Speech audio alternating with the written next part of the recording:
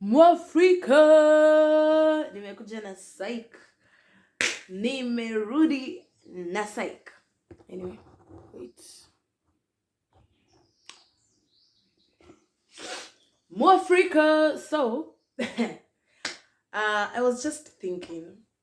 I was writing on my journal and then it hit me. Oh, I saw something. Wait. I think it's a photo. I'm not going to show you guys, but it's a photo of my sister when when we were in primary school. I've seen that uniform and I was like, primary.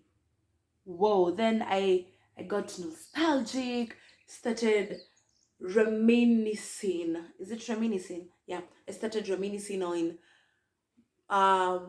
my basically my school childhood life. Alafu, I remembered the teachers that I have gone through, the teachers that have taught me, and I was like, what was up with some teachers? Because tell me, how the hell are you a 40-year-old and you're beefing with a 10-year-old? It makes no sense. There is no way you can be in your late 30s and you're beefing with a 9-year-old kid. Like, bro, grow up. I'm just going to give a few stories because these are the stories that really left a scar in my mind. Some of them, most of them are not my stories. They are other people's stories, but damn, there was some injustice they went through. I want to start with a lady who was my class teacher. So my family and I moved to a new area when I was 10.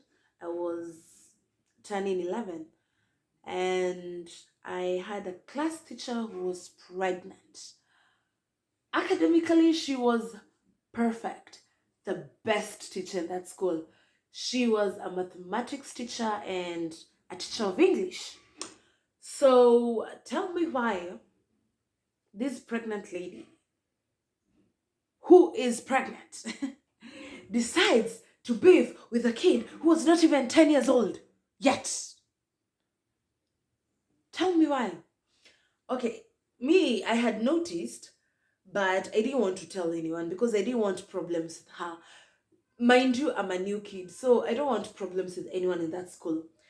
So we are just seated doing our classwork. It's lunchtime. We're waiting for the bell to ring so that we can get to our next class. Everyone is done eating lunch. You have that 30 minutes grace period of doing your classwork before the next class, right?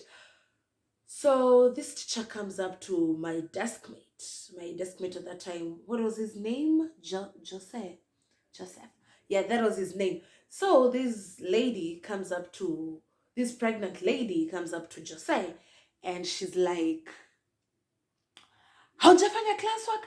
Mind you, nobody has finished that work. We are doing it during lunchtime. I don't know why she expected Jose to have supernatural powers to just touch his books by his bare hands and everything in the book will be completed. You get? So she comes and she's like, haujafanya classwork? Oh, goes to her table, takes Jose's mathematics homework book and realizes that Jose had missed quite a lot of questions. He hadn't gotten them correctly. So she's like, kazi yako tu huku ni kuzuba nini nini. So she starts hitting this boy and then she's hitting him on his back. Okay, she was a petite lady, so a lot of people assumed that her back slaps were not as painful. But bro, I was this nigga's deskmate. I felt them. Bruv, she had long as skinny fingers and hands. So you can imagine her slaps were so painful. Jose aliinama hivi on his locker. He just lie there and was crying the entire time. The teacher was just slapping his back. And since he was not responding negatively, and it seems this woman wanted her to wanted him, sorry, to respond negatively, she decided to lift him up and tell him, go kneel down, nakuchapa na hata usikie uchungu. And I'm like, bro, kid is crying. He's crying. He's, oh my God. That aside, I think that year there was just a lot of anger in the atmosphere. Because mind you, I am still new. It's still the first term. My mathematics teacher was a man. Okay, my class teacher, the lady, was teaching us English. So we had a different, she was teaching the other class mathematics. So our class had a different mathematics teacher, since she can't be your class teacher and teach you two subjects. Choose one, demon lady. So she chose English. So the man who was teaching us mathematics, who later became the headmaster, but later on, like the next year probably. Yeah, actually the next year. So I don't even remember his name. What was his name? Mr. Karaoke, I think. I am not sure if we were in the same primary school. Please, able remind me his name. I think it was Mr. Karaoke, if I'm not wrong. So this man, okay, he had a right to punish us because most people had not finished his homework. He had given us morning assignment.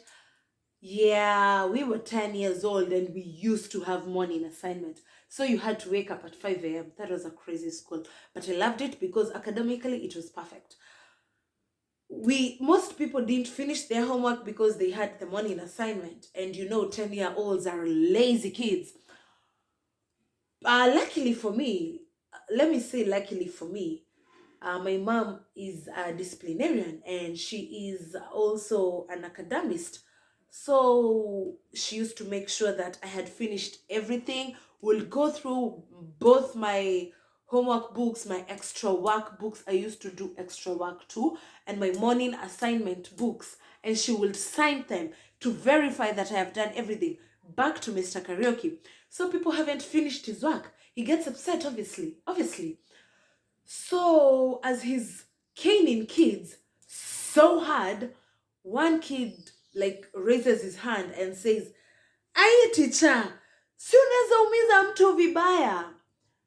And this teacher gets so mad and makes this kid to kneel down for correcting him. Actually, that's the pain of growing up in Africa. Like, you couldn't correct adults. That is something, as adults right now, we need to unlearn that so that we may not transfer the same kind of energy to the younger generation, right? So the kid has been told to kneel down. Now Mr. Karaoke is now angrier than before. He has been pumped with energy. So the next kid who's been caned is a small, he was so tiny, he was short, he was slender, he was light skinned, I guess. So ni tule tutoto twa kuturn pink, if I'm not wrong. And he obviously hasn't done the work, right? So he's been caned, and then his fingers started turning pink and they were getting weaker. Each cane got his fingers weaker. Mind you, this kid is like tinier than me, and I was so tiny. And he teremshes his hand down to his thighs so that the teacher may stop caning him. But this man is not getting the memo. He's not understanding that this kid is hurting so bad. So the next cane comes from, unaona hawa walimu walikuwa wanatoa kiboko huku nyuma kwa mgongo ndio ikuje ikiwa imevuma, akatoa kiboko hapo. Sasa coincidentally that's the time this boy is like dropping his hand because aliona penye kiboko imetoka. So the force that came with that hit, the teacher accidentally hits this kid at his private part, and he is a male child. So you can imagine the amount of pain this kid was going through. So he pushes the teacher with his tiny hot fingers. He pushes the teacher, then goes to sit at the corner of the class without being told to sit there. So I think this teacher like got shocked and realized, oh my god, I have hurt this kid. But as a usual black man who lives in Africa, not in other continents. I am specifically saying Africa, Kenya, Africa. He is too proud to apologize to a child.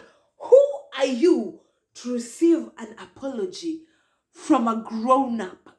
Mama yako ni nani? You are a nobody. You deserve no apology. So the teacher ignores the kid who's crying at the top of his lungs and goes to the next kid to cane him in the same way.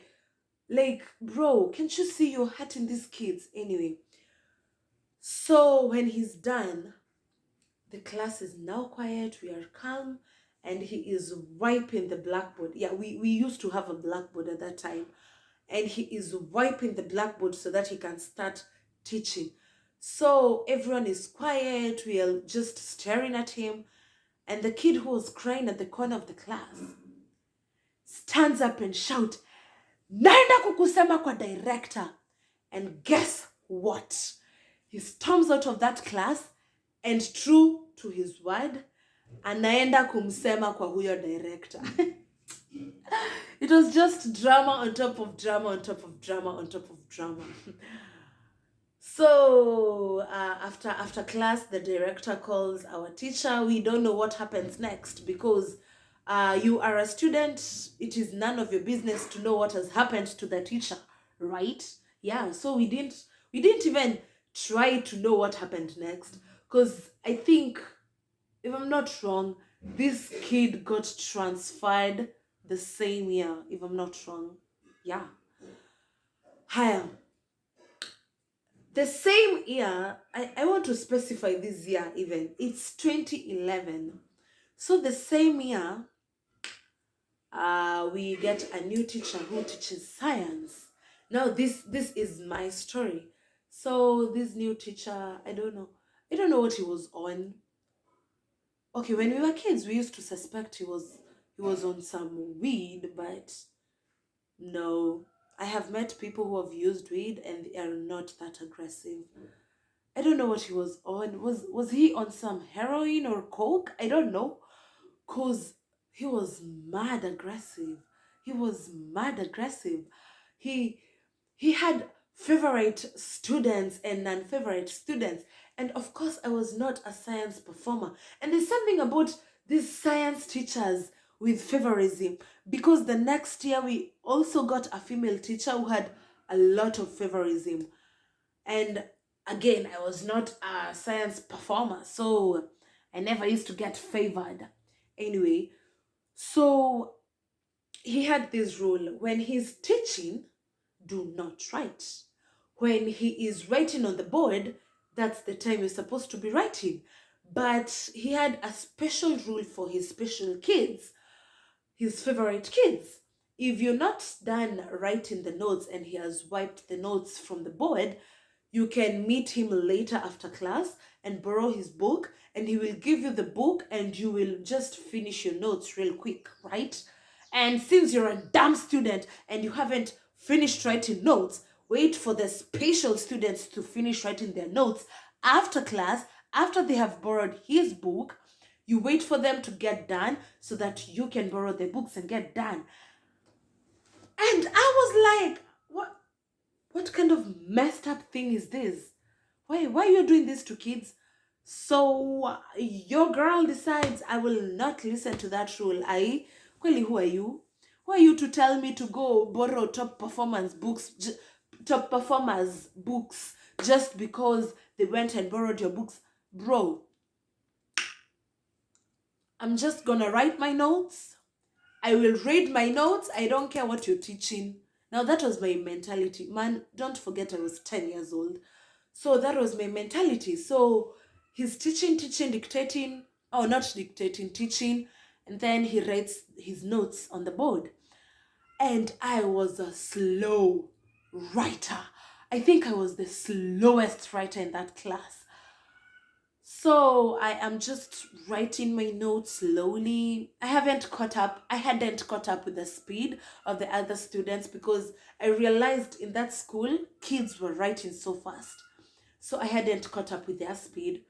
It's the second term, mind you, and I haven't still like written, learned how to write fast. So I just decide. So he's done teaching. He doesn't wipe the notes off the board this time. He turns to explain a certain concept that is on the board. And while explaining that concept, he's expecting no one to write. Mimi, okay, I couldn't see the board clearly. So I wanted to write as fast as I could so that before he turns and wipes the board, I can be done. So he's trying to explain a certain diagram on the board, and I am just writing and writing and writing. And then this teacher just throws a chalk at me. And I raise my head and realize, damn, I've been caught. And after I've realized that, I don't actually like apologize or anything. I just put my pen down and raise my head. And then sijui kama he was expecting me to apologize, or I don't know what he was expecting. So after he has seen me put my pen down and now crossing my arms and looking at him now to concentrate, I think he assumes that, okay, usually when I'm serious, I have like this bitchy face. So he assumes that I am giving him a rude face because he's hit me with his chalk. I didn't even like collect the chalk and give it back to him. Baba, you're the one who has hit me with it. Come and get your chalk. So I just sit there. We stare at each other for a few seconds, and then he comes up to me, and I assume he's like bending over to take his chalk. And guess what this teacher does? He bends, he bends with one hand, picks his chalk, puts it on my desk, and pinches that bitchy face out of me. That pinch, actually, it was both cheeks, but he let go of one because I was super oily that day. So he lets go of one side and now concentrated on this side. Pinches me so hard, twists my skin, like aliniacha nikiwa bila ngozi, twists my skin and maybe leaves with some like, what was the top layer of the skin, the epidermis or the dermis? I'm not sure, but he leaves with the top layer of my skin. And then akaniacha na slap. After that pinch, he just pa, and then just walked to the front of the class and continues teaching. This whole time, I don't even cry. I'm confused, but I tell myself it's my fault. At that time, it was around. It was the last. It was no, wait. There were three classes. Wait, it was tea break, three classes, lunchtime. It was the second class before lunch. Okay, the second class after tea break and the second class before lunch. So it was the middle class before lunch, right? So we have like 2 more hours to lunch. And this teacher has pinched me. I haven't cried because why should I cry and give him that power? So he leaves. So at around lunchtime, I just ignored the whole thing. My cheek was in pain, but I just ignored the whole thing. So it's lunchtime, and people are telling me, "Hey, you have a tiny scar on your cheek," and I'm like, yeah, I just give them the story and tell them I did not listen to his instructions, so that's why he pinched me. And people are like, no, that's not a normal pinch, cause sis, you have a scar. I just ignored what they were saying. So it's the class. No, we go through lunchtime and other three classes, then it's time to go home. It's around 5:30 p.m. And while I'm at the bus, people are like scared, kids are running away from me. Like kids will just turn and look at me and just run. And I didn't know why. I didn't even like kids at that time, so it didn't really like matter to me.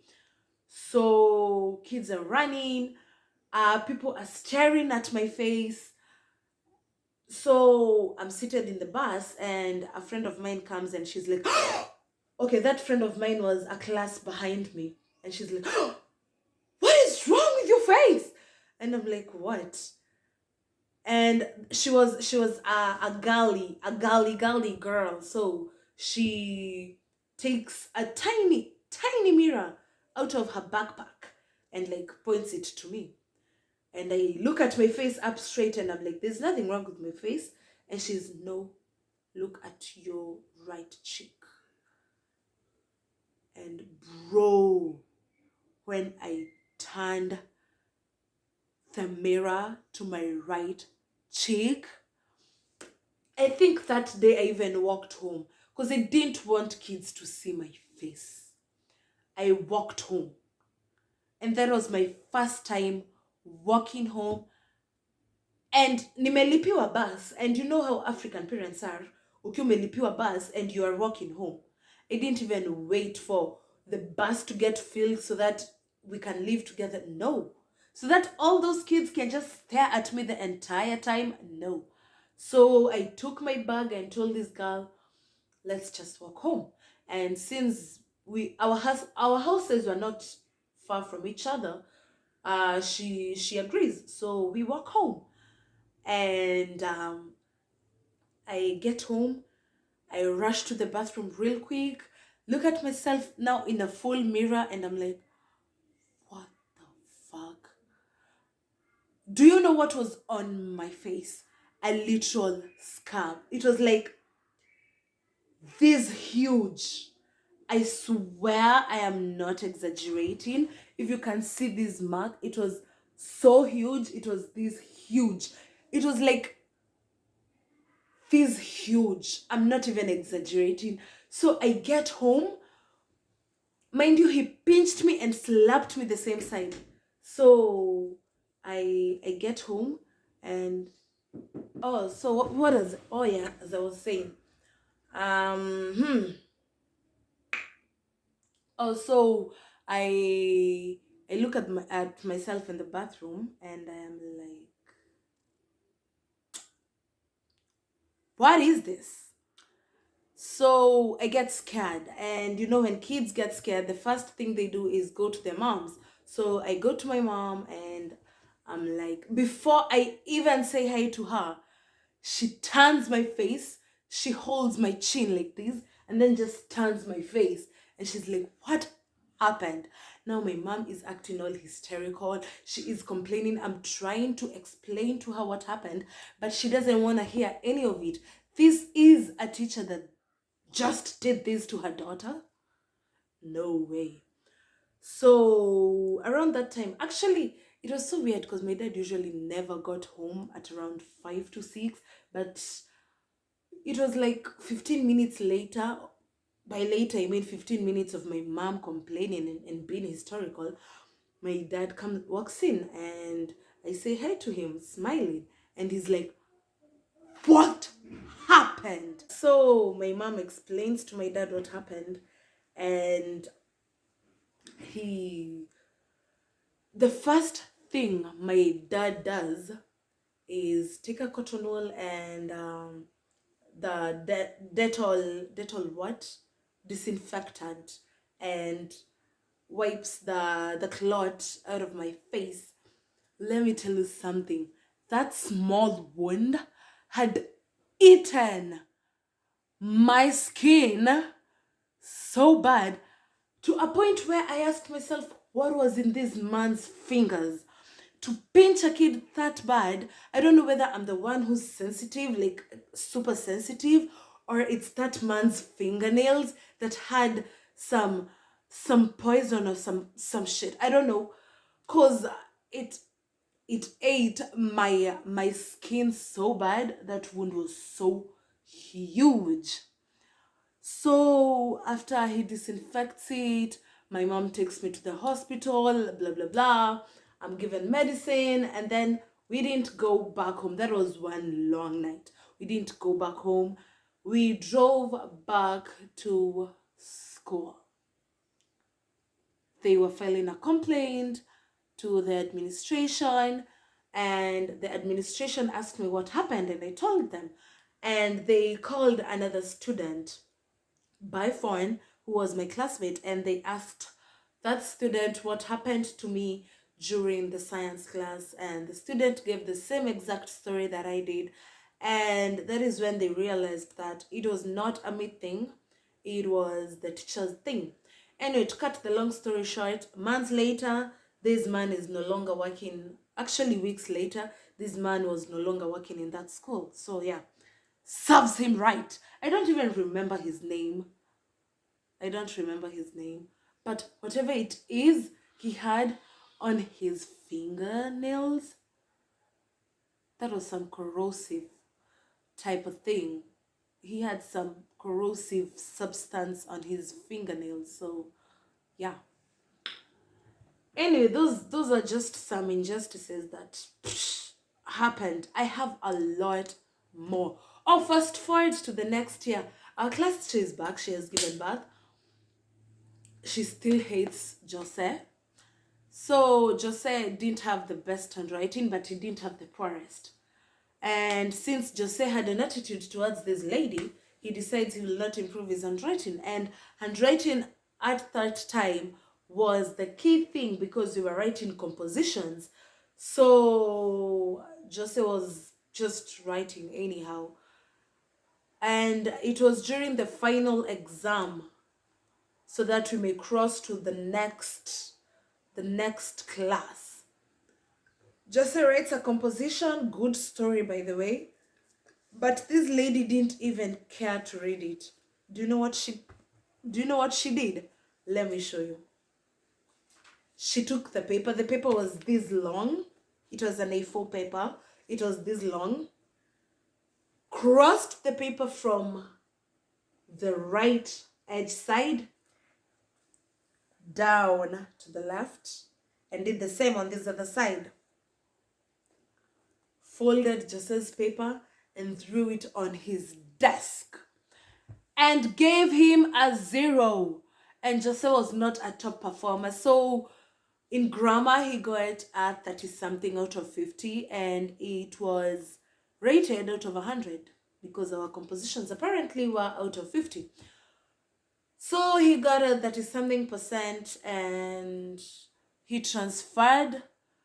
He didn't want to find out that he was not moving to the next class because of this mad woman who just decided to give him a 0, giving him lower grades than he was supposed to have. So Jose transferred, and we didn't know whether he repeated that class or went to the next class. And I'm like, why the hatred? There are a lot of kids in this class who have worse handwritings than this kid. Why are you doing this to this kid? I don't get it. But anyway, by the time I was done with that school, my class teacher was my favorite class. The same lady, she was my favorite teacher. But I think it's because I was a top English and mathematics performer.